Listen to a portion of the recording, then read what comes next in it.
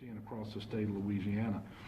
What we know, and this is true for everyone, if you have an underlying chronic health condition such as hypertension, diabetes, kidney disease, heart disease, and many others, then that makes you especially vulnerable to this disease. And we know that generally speaking, African Americans have these chronic health conditions in a larger proportion than others here in Louisiana and around the country. Since we're here in Ouachita, I did want to speak for just a minute about Ouachita Parish. There are 384 cases here of COVID-19 as of noon today, and that's informed by 3,896 tests reported, and that includes state tests and private labs, and 5 deaths. The parish ranks 10th among parishes in the number of COVID-19 cases across the state. In Region 8, there are currently 7 testing sites. That consists of Union, Lincoln, Jackson, Caldwell, Franklin, Tensas, Madison, East Carroll, West Carroll, Morehouse, Ouachita, and Richland parishes. We have some good news in North Louisiana coming out of LSU Health Shreveport. They have opened the emerging viral threat called the EBT lab, which can process COVID-19 test results in 24 to 48 hours and has a high-end capacity of 1,500 tests per day. And the CLIA CMS CDC approved lab is receiving samples from all over the state, and may take some testing from out of the state once Louisiana's peak has occurred. This lab literally went from an idea to testing samples in less than 2 weeks, and is now one of the highest capacity, largest throughput testing centers that we have in the state of Louisiana. LSU Health Shreveport researchers recently administered the first convalescent plasma therapy in Louisiana to a critically ill COVID-19 patient. And I think they're about the 3rd state in the country to do that, or 3rd facility, I should say, to do that in the country. This investigative therapy uses convalescent plasma from individuals who've recovered from COVID-19. It's possible that this plasma contains antibodies to COVID-19 and holds promise in being effective in treating those critically ill with the virus.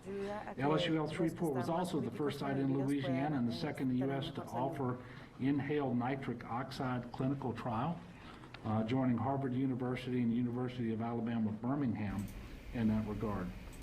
LSU Health Shreveport was awarded $175,000 by the Caddo Parish Commission and will begin COVID-19 testing in rural areas of North Louisiana this week. The testing will be accomplished by repurposing mobile vans previously used for cancer screenings. This morning on our weekly governor's call with the White House, the Vice President led the task force on that call, and he and his advisors on the task force talked about the need to get with me to continue to improve on reagent and swab so that we can support our testing all over the state, because nobody wants to be in the dark, and testing, the more testing you have, the more you know about what's going on in the state as a whole, but in particular regions of the state. We know that there will be some additional news coming out this week about serology testing, which is antibody testing, which I think will be really important for us to have available when we start talking about relaxing restrictions, reopen the economy, and so forth, because it will measure who has antibodies in their system, meaning that they had COVID-19. And we know that's significant because a lot of people are going to know they had it because they had a positive test result. But there are a lot of people out there, some significant percentage of the population, who will have COVID-19 and not know it. But because they had it, they will have the antibodies, and it'll comunidad que tienen COVID-19 y no lo saben. Y eso es por sus anticuerpos. Sooner than it will be for other people. Dealing with devastating storm damage on top of a public health emergency is very, very difficult. Lidiar con el gran daño de los tornados encima de una emergencia de salud pública es extremadamente difícil. Managing the response to the tornado, managing the public health continue to be very appreciative of all the doctors and nurses, respiratory therapists, and other Continúo healthcare estando muy professionals agradecido all por across todos the los state of doctores y Louisiana los who are doing terapistas tremendous respiratorios que están haciendo un gran trabajo en estos And momentos. I will assure you we are going to get through this, but we Les do need aseguro que people vamos to a be salir de vigilant. esto. I'm just going to hit on this one more time today before I Pero leave. quiero decir esto I'm nuevamente. encouraging people all across the state of Louisiana Les pido a todas las personas and del here in estado de Northeast Luisiana Louisiana to be patient, que to be sean mindful of the pacientes, stay-at-home order, to be que sigan la mindful orden de of quedarse en social casa distancing, wearing a mask y when el you're out in distanciamiento public. social, And just because the utilizar grocery las store is left mascarillas. open doesn't mean you need to go every day. Go once a week, and when you go, you don't Y need to porque bring everyone los in supermercados están abiertos in no your quiere decir family. que ustedes vayan And todos make los sure you días, vayan continue una to vez practice social la distancing semana. so that you wash your hands more frequently with soap and water. Continúe a that lavarse you las manos use frecuentemente hand con agua y sanitizer when jabón. you can't get to soap and water, that you control your cough, that you stay home Controle when su you are sick. All tos. of those things that we've been talking about remain Si very está en casa important enfermo, to help us manténgase get through this. aislado. Todas las cosas que hemos estado hablando A estos little meses. bit on unemployment. Sobre el We know that desempleo. as of today, more than $89 million in benefits have been paid out across the state of Louisiana. That Hasta hoy, includes más de more than 89 $21 million in millones state funds. de dólares han sido distribuidos And al then the desempleo en federal Luisiana, pandemic unemployment compensation that pays that enhanced benefit of $600 per individual que per incluye week. la compensación por That amount desempleo comes más to los more than $600 $66 million aprobados. in the state of Louisiana. And I do want to encourage people that who are eligible for the Quiero federal pedirle a las personas que benefits, son elegibles, gig workers, 1099 workers, self-employed. los que You may reciben have un applied 1099 previously para and you were told trabajar, that you were que not son eligible for empleados. state benefits, but you may in fact be eligible for this enhanced benefit. So we Puede need que you to no continue, califiquen para los to beneficios pursue those estatales, and pero make sure puede que that sí you do califiquen para recertify every estos $600 week que han as sido well. designados. So, with that, I'm going to turn over the podium to Congressman Abraham, who will make some remarks, but he's Ahora as el he's coming up, congresista he is a Abraham doctor, he es understands this quien va stuff a better than hablar I do. en este momento. I do want to say that Louisiana is gaining 124 new medical professionals today.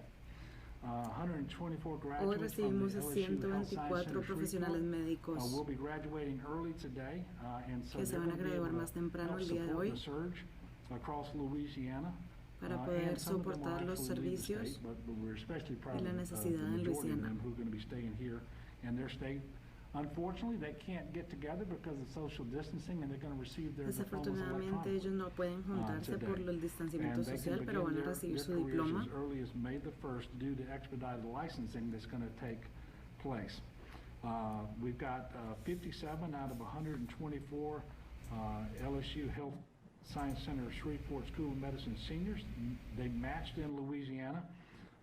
Of those, 51 matched to LSU Health residency programs in New Orleans and Shreveport, with 34 matched to Shreveport specifically.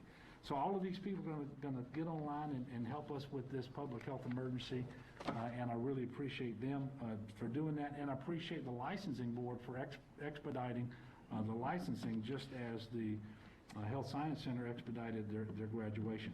So I'm going to ask the congressman to come up, and when he gets finished, we'll take your question. Remember, we do have Dr. Bu here who can help answer your questions as well. Thank you, Governor, and I would just want to thank you, Governor Edwards, for Gracias al your quick gobernador. response for us.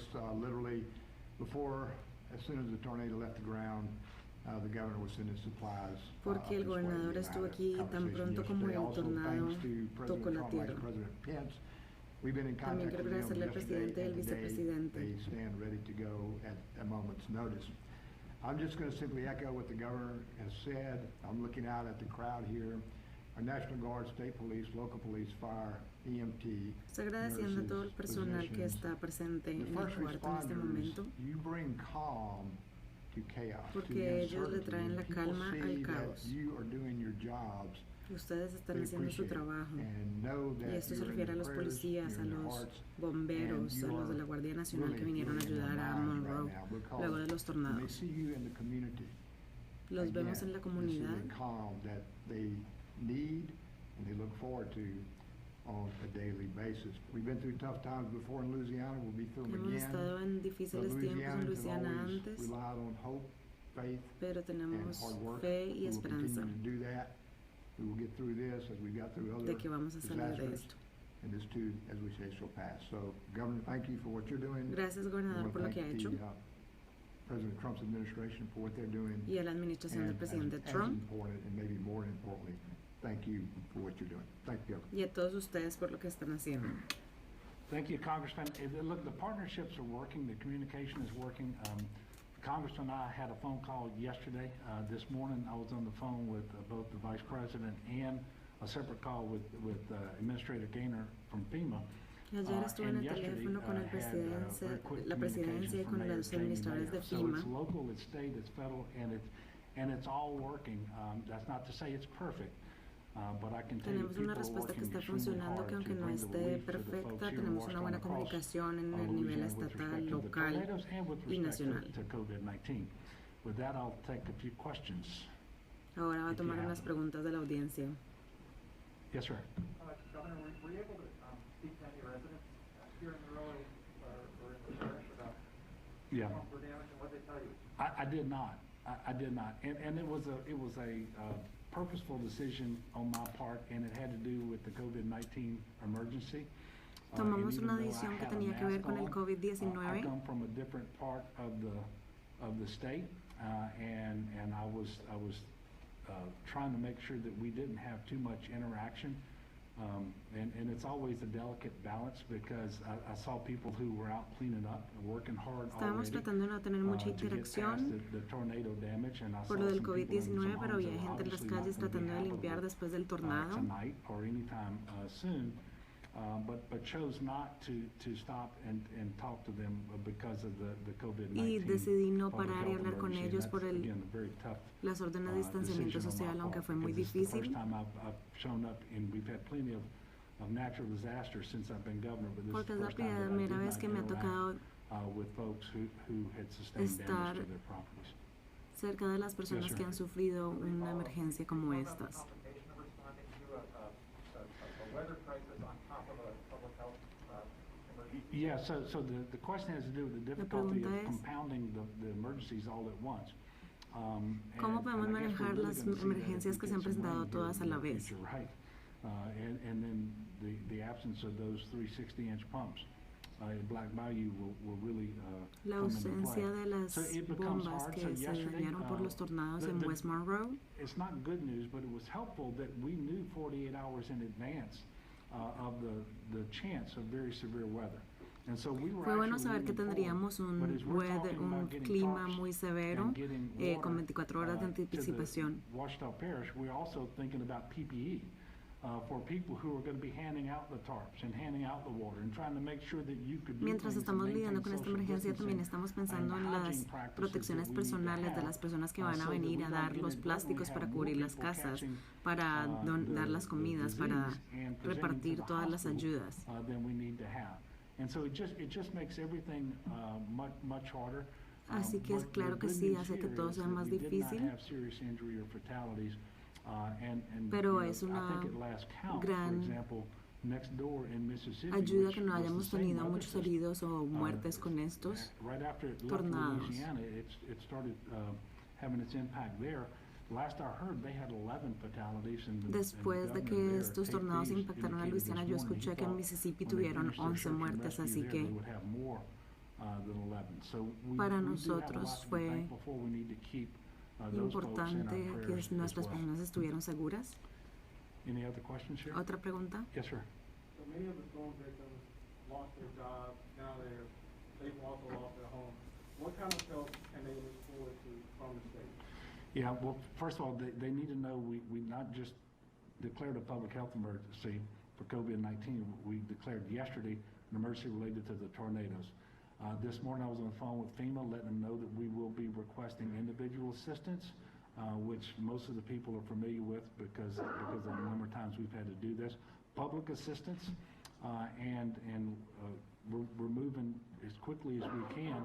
But, you know, as to whether those things become available, it turns on how much damage there is. And so we have to get the preliminary damage assessments done.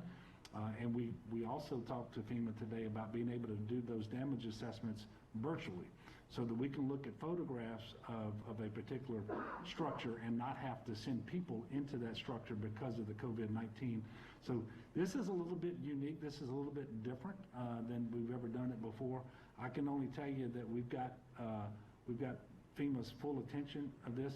I've had a conversation with the Region 6 administrator today, Tony Robinson, with Pete Gaynor, who is the federal administrator working out of Washington. And I believe we're going to be able to bring assistance to people pretty quickly. One of the things that I'm most worried about is you would typically have a congregate shelter set up so that everybody who lost their homes and didn't have a relative or a friend who could take them in would typically go to a school gymnasium or something like that we'd set up a shelter. Well, with the COVID-19 public health emergency, that is not the most appropriate way to shelter people. So we're trying to get people into hotel rooms as quickly as possible, and the Red Cross has actually been helping with this as well. But this is something that we can do as well through Category B protective measures that we have in place because of the declaration that we've gotten from the federal government on COVID-19. So we're working with FEMA on that, and we look that some of these people are going to need a place to stay for quite some time. Because while many of the people were renters, it didn't like they have a lot of rental stock here that they can just move into. So we have no shortage of things to do, and I just want to assure people we're moving as quickly as we can because we understand the challenges that this presents to everyone. Any other questions? Yes, sir. Governor, the President has indicated plans to loosen or lift social distancing measures by April 30th. If those federal guidelines were relaxed, would you follow suit here in Louisiana? Well, it's just too early to know. And look, he's talking about sometime after April the 30th. Don't know exactly what timeline that looks like. And he's also indicated that what he does may not be uniformly implemented in all states at the same time, because you have some states that are obviously more impacted than others. You just look at the case counts, and I know they typically are referred to as hotspots. Well, Louisiana is known as one of those hotspots. So that we're going to continue to work with him, with the White House task force, and I know that tomorrow he's announcing a council that is going to be advising him, and it's going to be comprised of doctors and scientists as well as business people as to how to open the country back up. As Dr. Fauci said last week, it's not like flipping a light switch where you just go from being dark to light all at one time.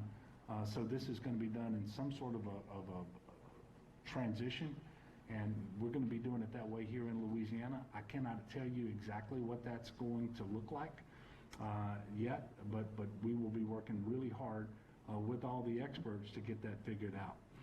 And when we have something to announce on that, we will.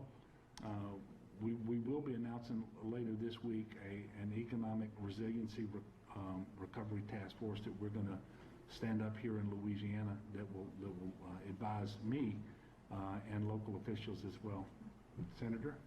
I have a question from one of the pastors that was watching live, and their question is this one, First Lady Riley. She says that they're experiencing some powerful elderly who live alone but believe they may be sick.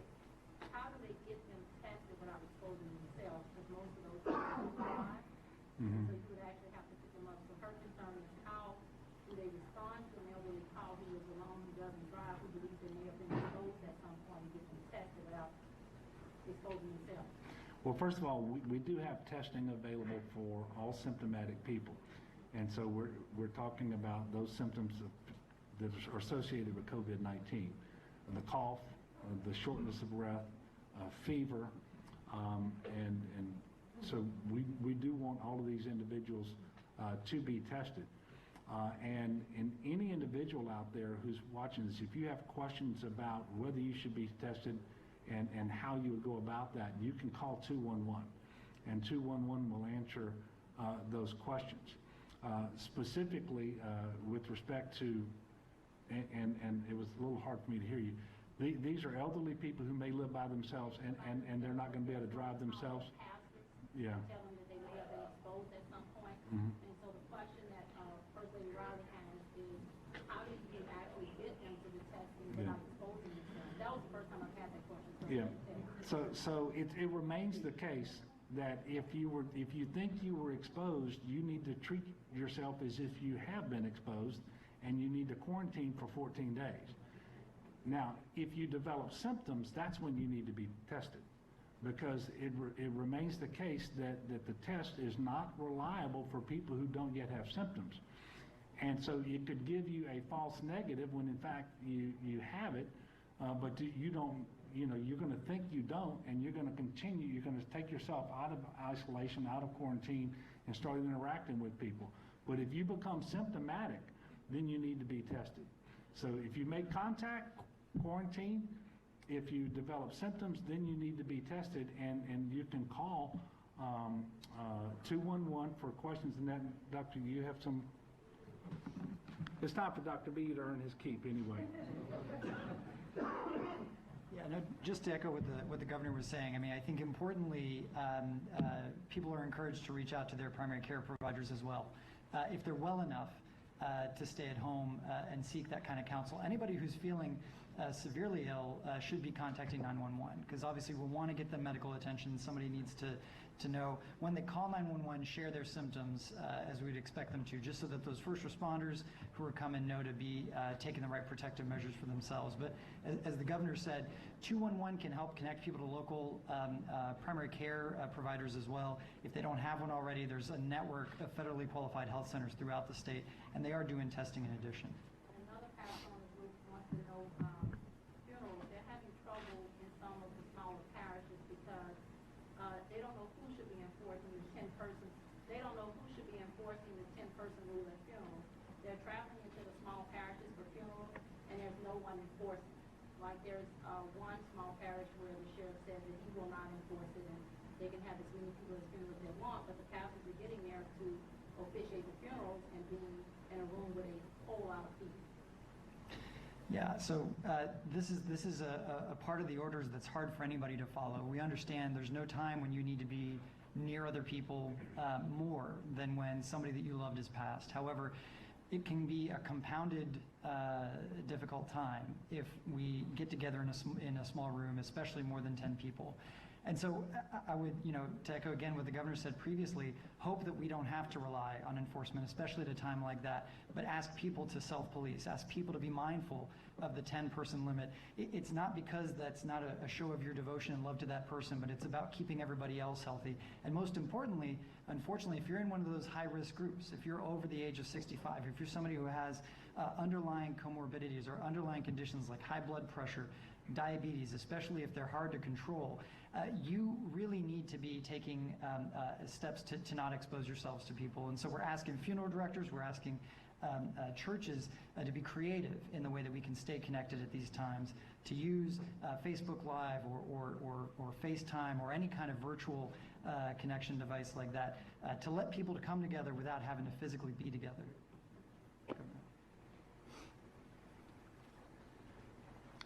But let your pastor friends know that I'm looking to them to help to enforce this as well. These are the kind of orders nobody ever wants to issue. I certainly don't enjoy issuing. I'm mindful yesterday was Easter Sunday, but quite frankly, there's not a setting more conducive to the spread of this virus than people sitting in close proximity to one another for an hour or 2 hours at a time at a church service, and you typically see people of all age groups and people who are obviously older and more vulnerable and so forth. And so I'm just asking people to comply. We'll get through this, and we'll get back to the time when we can be as close as we are accustomed to being, and we can all get together and not just do the crawfish bowls and so forth, but get back in our worship services as well. Okay, another question, then we're going to be headed back to South Louisiana, I believe. Yes, sir. Has any update or decision been made on schools for the rest of this school year? So I will issue a proclamation. I think tomorrow is the day that we've selected in consultation with Beth Ciano, who is the interim superintendent of education. I don't want to get too far ahead of myself, but the proclamation, and I mentioned this last week, it is my intention now to announce that school will not resume in the sense that students are going to be going to school, going to the school building. Education will continue. The school year continues, but they're not going to be going back onto the campuses. And so the distance learning and the other things that have been implemented in order to try to educate our children, those things will continue. And you're going to have a lot more information coming from the school districts locally about what that's going to look like.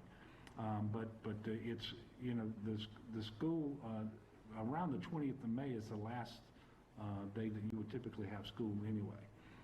And it's just not going to work by the time this is over. And by the way, we don't know what happens after April the 30th anyway.